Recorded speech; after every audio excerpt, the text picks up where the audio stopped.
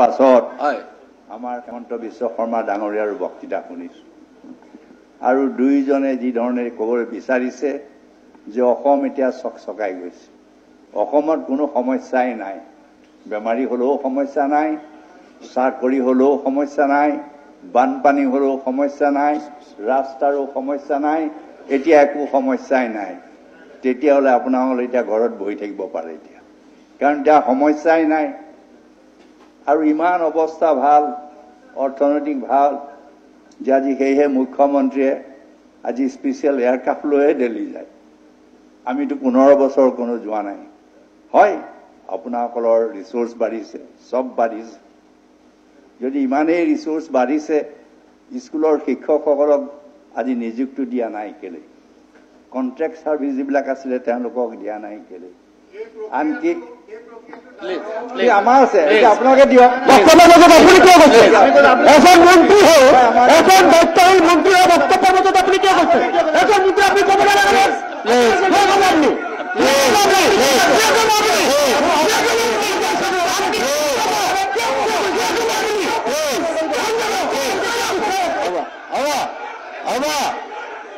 Please sit down.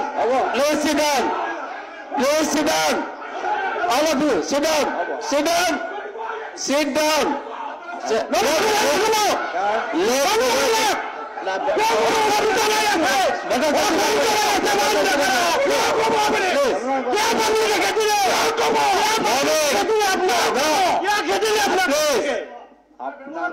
ঠিক আছে বাপ বাপ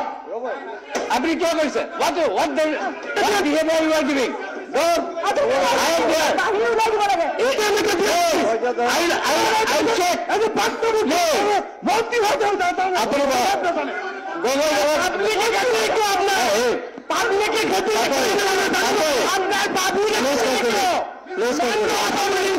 আপনি ইমান মই চাইছো প্লিজ আমাক সেই কাৰণে বহুৱাইছে ঠিক আছে কক আপুনি কক আজি আমি কিয় বহিছো যে আমি এইখিনি কাম কৰিব নোৱাৰিলো আৰু আপোনালোকে এইটো দিছিল আশ্বাস আৰু আপোনালোকে কৈছে আপোনাৰ কথা নহয় আপোনালোকৰ লিডাৰে কথা ৰ'ব আপোনালোকৰ লিডাৰে কথা কৈ আছে আপোনালোকে ৰেষ্ট্ৰেইন কৰকচোন নিজকে আমাৰ বিজেপিৰ মানুহক আমি ৰেষ্ট্ৰেইন কৰিছো আমাৰ ৰেষ্ট্ৰেইন কৰক হৈ গ'ল এতিয়া আপোনাসকলে কৈছে যে আমাৰ টেক্স বাঢ়িছে চেন্ট্ৰেল গভৰ্ণমেণ্টৰ পৰা এলোকেশ্যন বাঢ়িছে এই কাৰণেইতো হৈছে আমি কি কৈছিলো যে আমাক এলোকেশ্যন দিয়া নাছিল কম দিছিলে ইমান ভাল হৈ গ'ল যে দুটা কাগজৰ কলো এটা মৰি গ'ল দলঙৰ ইমান হ'ল যিখন দলং মাজুলীত গাডকাৰীয়ে কৰিছিলে সেই দলঙৰ দেখোন এতিয়া খুঁটা এটাও ফুটা নাই এইটো মই কৰা নাই আজি দলঙৰ কথা কৈছে মই এতিয়াও কৈছো মুখ্যমন্ত্ৰীৰ সমষ্টি মাজুলীত তেতিয়া আমাৰ দিনত যিমান দলং হৈছে আজি হৈছেনে যদি হৈছে বুলি কয় মোৰ আধা নালাগে 1/3 হলে মই ৰিজাইন দিম 1/3 যদি হয় মই ৰিজাইন দিম এইটোৱে কৈছো বাকীটো ডিপিআৰ হৈ থাকিব পাৰে এইটো হ'বই আৰু অহা বছৰৰ পিছত কি হ'ব ডিপিআৰ হৈ আছে সিখন হৈ আছে ব্ৰহ্মপুত্ৰৰ ওপৰত কোনখন দলং হ'ল কিন্তু আপোনাসকলে আহি এইটো কৈ গ'ল বগীবিল কৰি দিলো ধলা ফটা কৰি দিলো এতিয়া নোৱাৰে কেলে এতিয়াতো 6 বছৰ হ'ল দিল্লীত তেন্তে ৰাইজ চক আজি ভাৰতবৰ্ষৰ ইকনমি কি হৈছে সুব্ৰমণিয়াম যিজন আছিল ইকনমিক এডভাইজাৰ তেওঁ ভাৰতবৰ্ষৰ ইকনমি কি কৈছে যে ইন্টেনসিভ কেয়াৰত আছে এইটো মোৰ বক্তৃতা নহয় যদি চাব বিচাৰে এই কাগজবিলাকতে আজি আছে যে ভাৰতৰ ইকনমিক এডভাইজাৰ আৰু যাৰ কাৰণে প্ৰধানমন্ত্ৰী এতিয়া আজি কিছুদিনৰ আগত এই ইণ্ডাষ্ট্ৰীসকলৰ লগত তেখেতে কিয় আলোচনা কৰিবলগীয়া আকৌ অসম ক'ৰ পৰা পাব মানে আমাৰ ইয়াত ক'ত ইমান ৰিসোৰ্স আছে আজি কৈছে যে 600 কোটি টকা আমাৰ চৰকাৰৰ ফালৰ পৰা দিছে এই ফ্লাডৰ ইৰিগেশ্যনৰ কাৰণে এই ইয়াতে আছে মহন্ত ভাল কথা 600 যদি দিছে মহন্ত আটাইতকৈ সুখী হ'ব লাগিব আজি এইবিলাক হিচাপ দিছে ইয়াৰ বাদেও মই হেমন্ত বিশ্ব শৰ্মাই আজি ইয়াত যিটো ৰাজনীতি কৰিবলৈ বিচাৰিছে হিন্দু মুছলমান অসমীয়া বঙালী আমি সেইটো ৰাজনীতি কৰিব বিচৰা নাই এফালে সনাতন ধৰ্মৰ কথা কৈছে আৰু আনফালে তেওঁলোকে বিভাজন কৰিবলৈ বিচাৰিছে সেয়েহে মই এটা উদাহৰণ যদি কাগজত চাব বিচাৰে ভাৰ্মা বুলি এজন আছে তেওঁ জেডিইউ মেম্বাৰো তেওঁ কি কৈছে যে আজি মহাত্মা গান্ধীৰ 150 বছৰীয়া যিটো আজি জন্মদিবস পাতিছে কিন্তু আজিৰ চৰকাৰে আজি সেই যিটো মহাত্মা গান্ধীৰ আদৰ্শ আছিল সেই আদৰ্শৰ পৰা আঁতৰি গৈছে যাৰ ফলত আজি বিজেপিটো এনে দল আছে যি মহাত্মা গান্ধীক হত্যা কৰিছিল নাথুৰাম গডছেকো তেওঁলোকক আজি পেট্ৰিয়ট বুলি ক'ব বিচাৰিছে তেওঁলোকৰ এমপি কৰিবলৈ বিচাৰিছিল আৰু যদিও মোদী ডাঙৰীয়াই কৈছিল তেওঁক মই ক্ষমা নকৰিম আজিওতো তেওঁক ক্ষমা কৰি আছে আজি এই কথাবিলাক মোৰ নহয় আজি হেমন্ত বিশ্বই কি কৰিব বিচাৰিছে তেওঁ এফালে সনাতন ধৰ্মৰ কথা কয় হিন্দুৱে হয় হিন্দুসকলে তেওঁলোকৰ যিটো সনাতন ধৰ্মত বিশ্বাস কৰে সকলো ধৰ্মৰ প্ৰতি সমান আছে কিন্তু হেমন্ত বিশ্ব বা বিজেপি সকলৰ নাই এই হিন্দু ধৰ্মটো অকল বিজেপি সকলৰ মনোপলি নহয় ময়ো হিন্দু বিজেপি হিন্দুৱে কৈছে ৰাজনীতি কৰিবলৈ মই হিন্দু ৰাজনীতি কৰিবলৈ পোৱা নাই মই নামঘৰলৈও যাওঁ তাৰ পৰা গীৰ্জাঘৰলৈও যাওঁ মছজিদলৈ যাওঁ গুৰুদ্বাৰলৈও যাওঁ বিজেপি নেতাবোৰ নাযায় কিয় যাব পায় ভাল কথা যিসকলে গৈছে ভাল পাইছে ইফতাৰ পাতিছে আজিতো কি কয় হেৰিয়ে ইফতাৰ নাপাতেই দেখোন হেৰিয়ে প্ৰধানমন্ত্ৰী মোদীয়ে নাপাতেই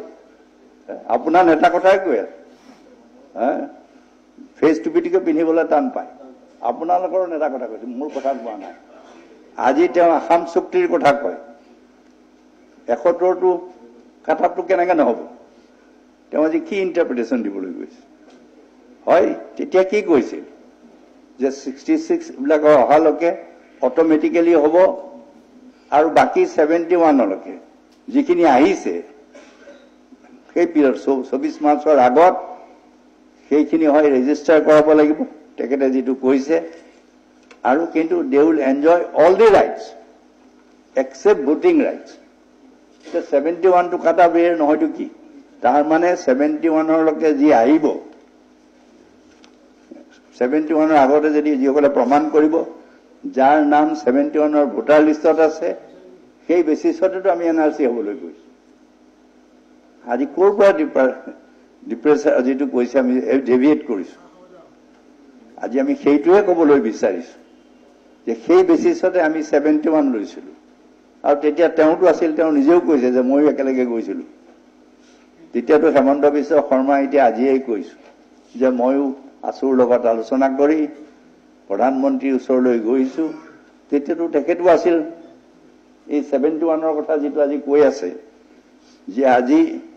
আৰু ভোটাৰ লিষ্টখন হয় মই 2014 চনৰ কথাটো কি কৈছিলো তেওঁলোকে সেইটো আকৌ মিছ ইণ্টাৰপ্ৰেট কৰি থাকে মই কৈছিলো যিবিলাকৰ নাম 2014 চনৰ ভোটাৰ লিষ্টত আছে সেইবিলাকৰ নাম অট'মেটিকেলি এনআৰচিত আহিব লাগে আজি মই কওঁ 2019 তেতিয়া 2014 চনত কৈছিলো আৰু সেইখন মই এফিডেভিটো দিছিলো সুপ্ৰিম কোৰ্টে সেইখনে না ৰিজেক্টটো কৰিছে না একচেপ্টটো কৰিছে পেণ্ডিং কৰি থৈ দিছে আৰু আজিও কৈছে 2019 চনৰ যি ভোটাৰ লিষ্ট কাৰণ তেওঁলোক ভাৰতীয় নাগৰিক নহলে ভোটাৰ কেনেকৈ হ'ব আৰু ইয়াত বঙালী হিন্দুৰ কথা ক'ত কৈছে আজি বঙালী হিন্দু আটাইতকৈ বেছি চাফাৰ হৈছে আপোনালোকৰ দিনত আজি এই যে 19,000 আছে 19 লাখ তাৰ 11-12 লাখটো বঙালী হিন্দু এই বঙালী হিন্দুসকলক বাদ কোনে দিলে আজি কোনে বাদ দিলে আমাৰ দিনত তেওঁলোক ভাৰতীয় নাগৰিক আছিল আমাৰ দিনত ভোট দিছিল এতিয়া তেওঁলোকক ৰিফিউজি বনাই পেলাল আমি বঙালীৰ কেনেকৈ বিৰোধী হ'ব এইবোৰ বঙালী হিন্দু আকৌ আমাৰ ইয়াত বঙালী হিন্দু বঙালী মুছলমান বঙালী এইটো নাই কাটাপ দে লাখ টাক নাই কৈছে 5 লাখে 5 লাখ নহয় আমি এজনৰ বিৰুদ্ধে এটা on basic of principle not question of পাছ হয় বেচিক কাৰণ ৰিলিজিয়াছ পাৰ্চিকিউটেড ক'ত হৈছে মোৰ দিনতেতো এখনো দৰখাস্ত নাই ৰিলিজিয়াছ পাৰ্চিকিউটেড দৰখাস্ত ক'ত আছে এতিয়া কেইখন আছে দিয়ক তেওঁলোকে কৈছে যে those who are religiously persecuted এতিয়া কেইখন আছে সেইটো দিয়ক যদি নাই আহিব ক'ত তো 5 লাখ ক'ৰ পৰা আহিলে আমাক সেইটো লাগে আমি 5 লাখ 1 লাখ 2 লাখৰ কথা প্ৰশ্ন নাহে প্ৰশ্ন আহিছে যে on basis of A principle আৰু আমি এইটোও কৈছো যে পৃথিৱীত ক'তো চিটিজেনশ্বিপ ৰিলিজিয়াছ বেচিছত নহয় চাৰ্টেন হেৰিত হয় আজি যি তেখেতে কৈ আছে যে আজি এইটো হিন্দু বঙালী আহিলে আমাৰ আপত্তি আমি হিন্দু অহাৰ 71ৰ পিছত মুছলমানেই হওক হিন্দুৱেই হওক খ্ৰীষ্টিয়ানেই হওক বুদ্ধিষ্টেই হওক আমি তাৰ বিৰুদ্ধে ঠিক তেখেতসকলে কৈ আছে শ্ৰীলংকাৰ হিন্দুবিলাকক কেলে বাদ দিলে শ্ৰীলংকাৰ মুছলমানবিলাক তাতো মাইনৰিটেড আজি মায়ানমাৰত বাদ দিলে কেলে আজি ভূটানত কেলে বাদ দিছে কিয় ভূটানত হিন্দু হ'ব পাৰে খ্ৰীষ্টিয়ানো হ'ব পাৰে তো আজি কিছুক বাদ দিছে কিছুক নাই দিয়া তো আজি আমি সেইহে কৈছো আমি 5 জন আহে 10 জন আহে 5 লাখ আমি 5 লাখ নালাগে এজনক আমি কিয় দিম য'ত আমাৰ মাটি দিবলৈ নাই আজি মাজুলীতে কিমান মানুহ গৰাখহনীয়া আছে আজি অসমৰ চাৰিওফালে কিমান গৰাখহনীয়া আছে চাকৰি দিবলৈ নাই আকৌ 5 লাখ মানুহৰ বুজাটো আমি কেনেকৈ ল'ম আৰু আগে আমি লৈ থৈছো আৰু আসাম চুক্তি আজি যি কৈ আছে তেখেতে সেই চুক্তিৰ ৰূপায়ণ আমিতো বেলেগ বেলেগ কৰিব আছে এইটো নহয় যে ৰূপায়ণটো কৰা হোৱা নাই আজি কি কয় এই IITয়ে হওক চেণ্ট্ৰেল ইউনিভাৰ্চিটিয়ে হওক গেছ কেকাৰে হওক বিভিন্ন আজি নুমলীগড় ৰিফাইনেৰীৰ কথা কৈছে এই নুমলীগড় ৰিফাইনেৰী আছামে কৰল এইটোও নহয় যে ইয়াৰ 9 মিলিয়ন বঢ়াবৰ সেই প্ৰস্তাৱ আমাৰ দিনৰ এইটো নহয় যে আজি আগৰ পৰা আছিল হয় তেখেতে এতিয়া গণটো ইমপ্লিমেণ্ট কৰিবলৈ গৈছে এইটো হয় আজি খেলো ইণ্ডিয়া হৈছে দেখিছে হেৰি এই ইনফ্ৰাষ্ট্ৰাকচাৰবোৰ কোনে কৰিলে আৰু মই বিচাৰো যে এই চৰকাৰে এই খেলো ইণ্ডিয়াৰ নামত তেওঁলোকে আৰু ইনফ্ৰাষ্ট্ৰাকচাৰ কৰক আমি যেনেকৈ নেশ্যনেল গেমছত ইনফ্ৰাষ্ট্ৰাকচাৰ কৰিছিলো আজিও তেখেতে কৰক কিন্তু আজিতো কৰা দেখা নাই আজি কি কয় ক্ৰিকেট খেল হৈছে ভাল পাইছো যে আজি ক্ৰিকেট খেলখন আজি পাতিব নোৱাৰাৰ কাৰণে দায়ী কোন আমি আৰু ষ্টেডিয়াম বিচাৰিছো আমাৰ যাতে ল'ৰা ছোৱালীয়ে খেলা ধূলাত সকলো ফালৰ পৰা আৰু এইটো ঠিক আমি যেতিয়া নাছিলো ক্ষমতাত তেতিয়া কি আছিল অৱস্থা এতিয়া হেমন্ত বিশ্ব শৰ্মাই ক'বলৈ বিচাৰিছে যে গুপ্ত হত্যা কোনে বন্ধ কৰিলে আৰু গুপ্ত হত্যানো কোনে দিছিল সেই বিজেপি চৰকাৰেই দিছিল হেমন্ত বিশ্ব শৰ্মাই এতিয়া তেওঁ গুপ্ত হত্যা যে হৈছিল আমি যে তাক বন্ধ কৰিলো বহু যে আমি ভাল কাম কৰিলো হয় এইটো ঠিক আজি ঠিক যে সিদ্ধান্ত মোৰ আছিল হেমন্তৰ সিদ্ধান্ত নাই হয় কেতিয়াবা আমি লৈছিলো এইটো নহয় যে আমি সকলোবিলাক তেওঁৰ মতে কৰিছিলে এইটো নহয় কিন্তু এইটো ঠিক যে আমাৰ দিনত তেওঁ হয় সেকুলাৰ আছিল এতিয়া কিন্তু তেওঁ মানে RSSতকৈ খুব বাঢ়িয়ে গৈছে তেওঁ কোন সময়ত হিন্দু হয় কোন সময়ত মুছলমান হয় তেওঁ নিজে জানে ক'ব নোৱাৰো ভগৱানেও জানে মই তাৰো সন্দেহ হয় মোদীৰ বিৰুদ্ধে যিজনে এনেকে কথা কয় আমি কেতিয়াও নকওঁ যে মোদীৰ পাইপত মুছলমানৰ তেজ যায় চৰ দিব এতিয়া আকৌ কলগছিয়া দেখে সব মুছলমান সব বিদেশী দেখে কি সামগ্ৰী বিদেশী দেখে এই যে কৰিছে যে কমিউনেল হেট্ৰেডটো এইটো শংকৰদেৱৰ আদৰ্শ নহয় আজান ফকীৰৰ আদৰ্শ নহয় আমাৰ বেছিভাগৰে আদৰ্শ নহয় কলগছিয়াৰ কথাই কওক, চামগুৰিৰ কথাই কওক, বিজেপিৰ বেছি সদস্য মই নাপাবো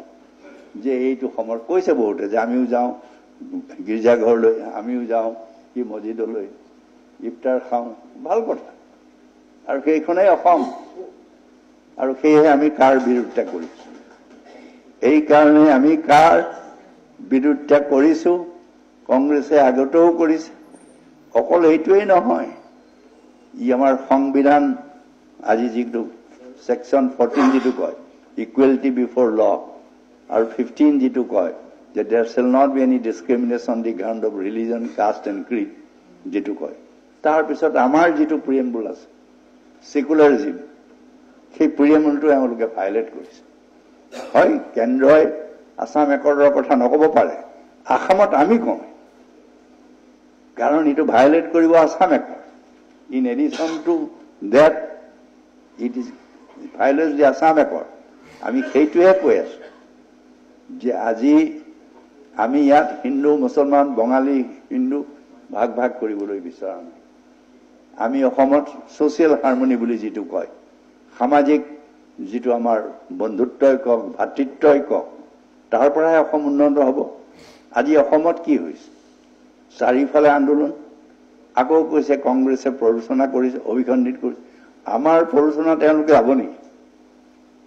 আজি যিসকলে আন্দোলনকাৰী কৰিছে, হীৰেণ গোহাঁয়ে কওক, অজিত ভূঞায়ে কওক, প্ৰদীপ ফুকনেই কওক, এই শিল্পীসকলক আমাৰ কি কয় জুবিন গাৰ্গেই কওক, আজি বৰ্ষা ৰাণীয়েই হওক, এই যে গোটেইবিলাক প্ৰফেচৰবিলাক, কৰ্মচাৰীবিলাক, শিক্ষকসকল, তেওঁলোকে কি বুজি নাপায় নেকি? এডভকেটেই কওক, ডক্টৰেই হওক, আজি কোন মানুহ যোৱা নাই? আৰু এইটো নহয় যে অকল মুছলমান মানুহে ইয়াৰ লিড লৈছে, কিন্তু ভাৰতবৰ্ষত হিন্দুসকলে আজি ইয়াৰ লিড লৈছে। যদিও ইয়াত মুছলমানসকলক এটা আনচাৰ্টেনিটি বা ছেকেণ্ড গ্ৰেড চিটিজেন কৰিবলৈ বিচাৰিছে, কিন্তু আজি ভাল কথা, যিহেতু আমাৰ হিন্দুবিলাক সনাতন ধৰ্মত বিশ্বাস কৰে, সৰ্বধৰ্মত বিশ্বাস কৰে, সেয়ে আমি মহাত্মা গান্ধী আদৰ্শৰ বা জৱাহৰলাল নেহৰুৰ বা আমাৰ যিটো আম্বেদকাৰৰ যিখন সপোন ভাৰতবৰ্ষ, আমি সেয়েহে কৰিবলৈ বিচাৰিছো। হয়, আজি বিজেপি দলৰ মুখ্যমন্ত্ৰী এনে দুৰৱস্থা হৈছে, তেখেতে কৈছে যে মোক একাষৰীয়া নকৰিব। এনে ধৰণৰ যদি অৱস্থা হয়, তাৰ মানে আত্মবিশ্বাসটো হেৰাই গৈছে। আৰু ক'ৰবাত মুখ্যমন্ত্ৰী দেখিছেনে যে এজন সাংবাদিকে মুখতে কৈ দিয়ে যে আপুনি বহুতীয়া চৰকাৰ নহ'ব? আমাকতো কোনোদিন কোৱা নাছিল, মই কোৱা নাই। প্ৰদীপ বৰুৱা প্ৰান্তিকৰ সভাপতি, সম্পাদক, তেখেতে যদি ক'বলৈ হয়, ক'ব পাৰে যে আপোনালোকে চেণ্ট্ৰেল গভৰ্ণমেণ্টক কনভিন্স কৰক। মই ডাউট কৰোঁ যে অসম চৰকাৰ এই কাৰ তেওঁলোকে বা বেছিভাগ যিবিলাক সদস্য কিমান তেওঁ অন্তৰে সমৰ্থন কৰে বিজেপিৰ সদস্যসকলৰ, তাতো মোৰ সন্দেহ আছে। কিন্তু তেখেতসকলৰ উপায় নাই, বেচাৰা। মই যদি কৰিছে ভাল কথা, কৰক। স্পষ্ট হোৱাটো ভাল বুলি মই কওঁ। মইতো কওঁ স্পষ্টবাদী। আজি যেনেকৈ হেমন্তই কৈছে ৰাজনীতি যুদ্ধ হ'ব, যুদ্ধ হ'ব। মই যুদ্ধ কৰিম, পচাকি চন্দ্ৰৰো যুদ্ধ কৰিম, আৰু যুদ্ধত আমি হৰুৱাবও কৰিব লাগিব। আৰু আমিও ডিটাৰমাইন যে আমি হৰুৱাম, আমি ডিটাৰমাইন। কাৰণ আজি ৰাইজ গোটেই আসাম জ্বলিছে। আজি তাতকৈ দুৰ্ভাগ্য বিষয়, যি আছু তেওঁলোকৰ লগত আছিল, সেই আছুৱেই চৰকাৰী হত্যাকাৰী বুলি কৈছে। আজি সমুজ্জ্বল ভট্টাচাৰ্যই কৈছে যে হত্যাকাৰী। আমাৰ লগতো নহয় তেওঁলোক, আমাৰতো সদায় বিৰোধিতাই কৰি থাকে, এতিয়াও বিৰোধিতা কৰি থাকে। কৰক, কোনোবা বিৰোধিতা কৰিবই, আৰু আমিও কৰিব লাগিব। অকল অসমতে নহয়, ভাৰতবৰ্ষত এনে ধৰণৰ ছাত্ৰ বিদ্ৰোহ আমি দেখা নাই। আমিওতো ইমান দিন ৰাজনীতিত আছো। আগে হৈছিল অসমত, আসামত হয়, পাটোৱাৰীহঁতো আছিল, মহন্তহঁতো আছিল। আসামত তেতিয়া এক্সেপশ্যন আছিল। আজিতো গোটেই ইণ্ডিয়াত হ'ল।